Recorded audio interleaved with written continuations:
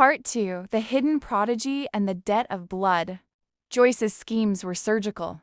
She framed Ella for a medical malpractice suit in the city. Using her father's influence to bribe the hospital board, she wanted to strip Ella of the one thing she loved: her ability to heal. Ella. The patient didn't die because of the dosage. He was poisoned by a heavy metal. If you look at the toxicology report on page 4. Joyce. Interrupting, smug. The report I signed, Ella. It says you were negligent. Gartz, take her out. But Joyce hadn't accounted for Jake. While Joyce was playing checkers, Jake had already rewritten the board. Jake.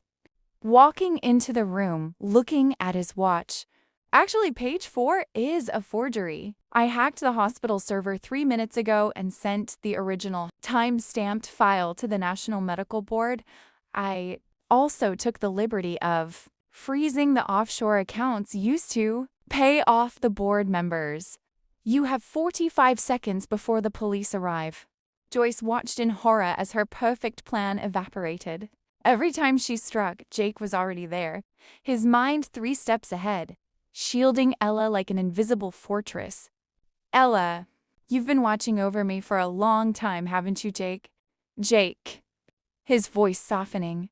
I think about every possibility. Part 3: The Hidden Prodigy and the Debt of Blood. The climax arrived at the village festival. Calvin stood on stage, ready to announce his engagement to Ella. Joyce was there too, having fled the city, hoping to use her father's thugs to kidnap Ella once and for all. Gong boss. Joyce? Why are my men here? And who is this girl? Joyce. She's a nobody, father. A thief who tried to take what's mine. Jake stepped forward, holding a tablet. He didn't look at the thugs. He looked at the boss. Jake. She isn't a thief.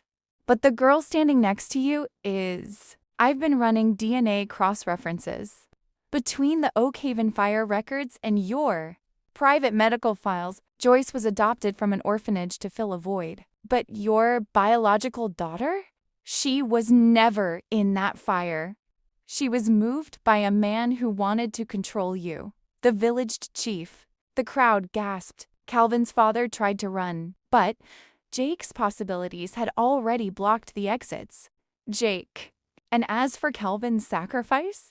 Jake kicks Calvin's cane away. Calvin stumbles, then reflexively stands perfectly straight on both legs.